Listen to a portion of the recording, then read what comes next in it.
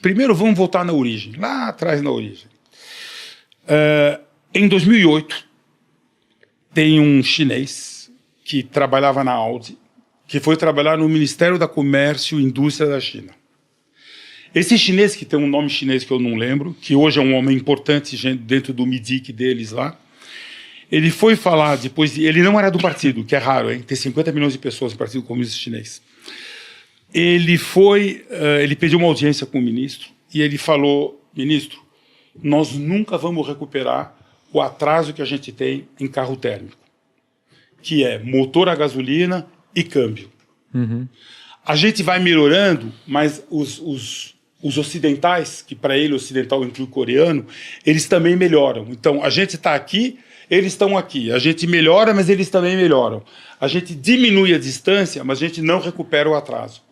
Então, nós estamos atrasados e nós não vamos recuperar o atraso. Só tem um jeito de recuperar o atraso. É bolar uma tecnologia nova. Onde a gente vai estar na frente deles, porque eles não começaram ainda, que é o famoso elétrico. Uhum. Tem 3 razões por que chinês decidiu fazer carro elétrico. Um é poluição. O carro elétrico não polui. Mas isso é o menos importante para eles. Os 2 outros que eu vou explicar para vocês é o seguinte. Primeiro é importação de petróleo. Isso é muito grave para eles. E segundo é dominar uma tecnologia em cima de um produto caro, que é caro, e para poder exportar, porque China, sou carro elétrico. Uhum. Então, o carro elétrico lá foi desenvolvido antes dos países europeus. Sim. E Estados Unidos. E tem uma série de razões, até culturais, e eu vou explicar para vocês, por que carro elétrico na China funcionou bem. Então, o carro elétrico na China ele foi desenvolvido para recuperar, para dominar uma tecnologia que nos carros térmicos eles não iam dominar. Uhum. Não iam. Você não recupera 30 anos de atraso em 5 anos. Não dá. Porque os outros também estão melhorando. Uma maneira fácil de você medir o progresso tecnológico é potência por litro. Uma Ferrari dos anos 80 tinha 60, 70 cavalos por litro. Tinha 300 cavalos com motor de 4 litros. Hoje, o motor de 4 litros, você tira 800 cavalos. Você entendeu? Você tira 200 cavalos por litro. O primeiro Uno Mille tinha 55 cavalos para motor 1000. Hoje você tem um motor 1000 130 turbo cavalos. com 130 cavalos. Isso é tecnologia. Sim. Então, o que acontece? A China melhorava, mas o mundo ocidental também melhorava. Sim. Ocidental também quer dizer coreano e japonês. Hein? É tudo menos a China. Então, o que acontece? Eles tinham que mudar de tecnologia para dominar e eles conseguiram. Então, essa é a primeira razão. Segunda razão, petróleo. Petróleo é o seguinte, o mundo produz, cuidado quando você fala de petróleo, que tem tudo quanto é estatística. O que vale é o que eles chamam de barril equivalente de petróleo, em português. Que é petróleo, mais gás natural, mais bio. O Brasil faz um monte. O Brasil é o segundo país de bio, primeiro Estados Unidos, que é álcool, biodiesel, esse tipo de combustível. Então, o mundo consome 100 de bio, de petróleo, 100. Inclui gás, hein? 100. O mundo gasta 100, produz 100. Ok. Estados Unidos produz 20 e gasta 20. Os Estados Unidos é completamente autossuficiente em petróleo. Acabou. Eles resolveram isso com o xisto e com os bios. Uhum. E com gás. Então, de petróleo eles fazem 11,5, mas entre gás e bios, eles fazem 20. E eles gastam 20. Então, eles importam 10, exportam 10 por uma questão de blend. Depende de que tipo de combustível eu preciso e o que eu consigo fazer no meu país. Sim. E, basicamente, o que eles importam vem do Canadá e do México. O Oriente Médio lá não é mais problema para eles. Era antigamente, hoje Sim. não é mais. Então, eles fazem 20, produzem 20. A Arábia Saudita e a Rússia, eles fazem de 10 a 11, os dois, e eles consomem muito menos, eles exportam um monte. Então, são os 3 grandes países produtores.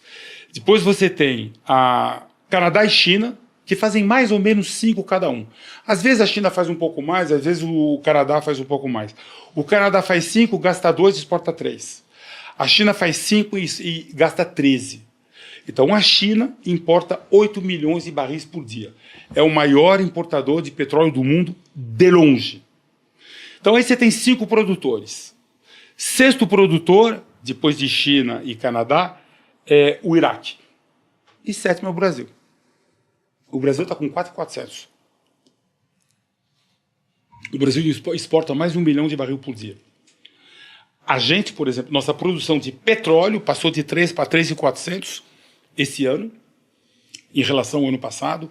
Nós somos o segundo país que mais acrescentou produção de petróleo no mundo. A gente deve ser orgulhoso disso daí, mas o governo não fala disso, eu não sei porquê. Mas a gente tem que ser orgulhoso, a gente exporta um monte de petróleo. A gente exporta mais petróleo que o Equador, que está na OPEP. Então, o Brasil é o 7º produtor hoje de petróleo, só atrás, e nós vamos passar o Iraque. Nós vamos passar para 6º.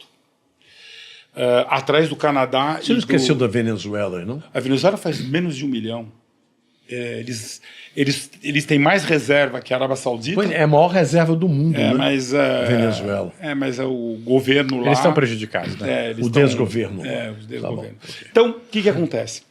Eles importam 8. O segundo maior importador de petróleo, só para vocês saberem, é a Índia. A Índia importa 7.300 e produz 700. Quando o petróleo sobe 5%, o PIB da Índia cai 1%, por causa do petróleo. Eles são super dependentes de petróleo. Mas a Índia não tem problema geopolítico por aí, que nem a China tem. Todo o petróleo da China, quando você olha o mapa, ele passa pelo Estreito de Singapura. Todo vem do Oriente Médio. O Estreito de Singapura tem 50 quilômetros entre Singapura e o continente. Tem um porta-aviões americano de cada lado. Se você não quer passar pelo Estreito de Singapura, você tem que passar por baixo, você passa por trás das Filipinas e você volta. Você olha no mapa, você entende direitinho. Olha no mapa, vocês vão entender. Na volta, você passa perto de Guam, que é a maior base naval americana. Tem 7 porta-aviões naquela região. Isso quer dizer o seguinte, um telefonema do Biden, acabou o suprimento de petróleo da China. Então a China precisa diminuir a importação de petróleo dela. Ela está aumentando a produção, mas é devagar. Uma das razões pela qual tem todas aquelas brigas lá naquele mar da China, porque lá tem petróleo, e a China está de olho naquele petróleo, uma das razões. Mas a China importa 8 milhões de barris. A China hoje tem 280 milhões de carros na frota. A gente tem, com moto a gente tem 50 e pouco. Mas eles têm 280 milhões. O chinês, é outra estatística interessante, o chinês roda 11 mil quilômetros por ano com o carro dele. O brasileiro anda 13 mil, o europeu anda 15 mil e o americano 22 mil. Ou seja, o chinês roda pouco. Porque na China tem trem para tudo quanto é lugar. E o chinês, ele viaja de trem quando ele viaja, ele não viaja de carro. Eles têm estradas maravilhosas, mas basicamente o chinês viaja de trem. Então, se toda a frota chinesa fosse de carro elétrico, eles economizariam 5 milhões de barris por dia. Opa, eu ia importar 3,5 em vez de 8. 3 em vez de 8. Então, para o chinês parar de importar petróleo, é vital para a segurança nacional deles. Eles têm que parar de importar petróleo. Então, a energia elétrica vem do carvão, é muito suja a energia elétrica lá, mas eles estão instalando um monte de eólica. O problema deles não é energia elétrica. O ano passado, olha essa estatística, a China instalou mais energia eólica que todo o resto do mundo somado desde que existe energia eólica. Caraca! Eu vou repetir. A China, no ano passado, colocou em turbina eólica em um ano mais do que todo o resto do mundo somado desde que existe energia eólica. Então, não é que ela colocou mais que o resto do mundo, ela colocou mais que a capacidade instalada do resto do mundo. Então, eles estão fazendo uma revolução para limpar o grid energético deles. Sim. Só que eles têm que parar de importar petróleo, porque eles não podem continuar importando petróleo. Então, por exemplo, já não tem mais ônibus diesel na China, tudo elétrico. Eles economizaram 700 mil barris por dia só com os ônibus. A China tem hoje 25 milhões de carros elétricos. Eles já estão economizando 500 mil barris por dia com esses 25 milhões de carros elétricos. Eles precisam pôr carro elétrico lá, porque eles não podem continuar a importar petróleo, porque petróleo eles estão de um risco político gigantesco. No caso de ter uma guerra ou sei lá o quê, eles vão ficar sem petróleo. Então, tipo assim, basicamente o carro elétrico só funciona de fato porque o governo quer. Então, como é que você incentiva a usar carro elétrico na China? Então, na China tem vários incentivos. Primeiro, zona azul. Nas grandes cidades chinesas, se teu carro não for elétrico, você não pode parar em zona azul. Proibido. Você leva multa. Só pode parar em zona azul se teu carro é elétrico. E é fácil de ver, porque a placa do carro elétrico é verde. A dos outros carros é azul. A primeira coisa. Segunda coisa, tem um monte de estacionamento em Xangai, Beijing, Shenzhen, Chongqing, Xangai, onde está escrito assim, só aceitamos carro elétrico. Se teu carro é gasolina, você não entra no estacionamento, não deixa estacionar. Não, é tipo assim, é um incentivo. Tipo assim... Dificulta a vida do cara. Ou você tem um carro elétrico, você não vai conseguir parar o seu carro. Você vai ter que, tipo... Tem outro também que não custa nada, que é o seguinte, para diminuir poluição e trânsito nas grandes cidades chinesas, você só pode emplacar 10 mil carros em Xangai, em Beijing, Shenzhen, Chongqing e Shanghai, são as maiores cidades chinesas. Você só pode comprar 10 mil carros gasolina. O mercado, né, o Brasil São Paulo é 20 mil, para você ter uma ideia. São Paulo é 20 mil carros. Lá é 10 mil nessas cidades. E essas cidades são super ricas. Então, elas emplacariam 40, 50 mil carros por mês. Não pode. Então, como é que você faz para proibir o cara de emplacar um carro a gasolina? Você faz um leilão pela internet.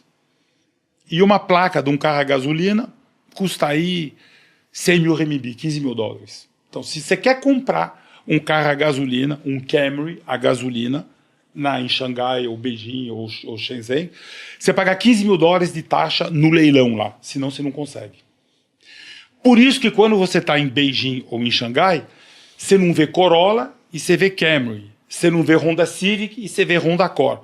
Porque já que o cara vai pagar 15 mil dólares de multa, entre aspas, para ter um carro térmico, bom, então já compra um carro mais caro, você não vai comprar um carro de 25 mil, já compra um carro de 50. Então, brasileiro que vai para lá fala, nossa, chinês é rico, só tem BMW e Mercedes aqui. Não! É que quando você paga 15 mil para ter uma placa, você não vai comprar um carro de 15 mil. Você já compra um carro de 50 mil. Sim. Ou você anda de ônibus, ou Uber, ou de metrô, ou de bicicleta. Você entendeu? Ou de motocicleta elétrica. Todas. São elétricas. Eu não vi nenhuma lá fazendo barulho. Tudo elétrico. Motocicleta, tudo. E com a grande vantagem da moto elétrica em relação ao carro. Todo mundo mora em apartamento. Como é que vai carregar um carro elétrico? Não tem jeito. Mas se você tem uma motinha, você levanta o banco, a bateria fica debaixo do banco. Você leva com uma pra cordinha, você puxa a bateria, leva para o apartamento e carrega de noite. Você carrega o celular. E você carrega o celular e a bateria em casa. Então, o que acontece com o carro elétrico? Os europeus, que depois eu vou falar dos Estados Unidos, eles querem diminuir. Primeiro, a Europa, como região, importa 13 milhões de barris, ou seja, muito mais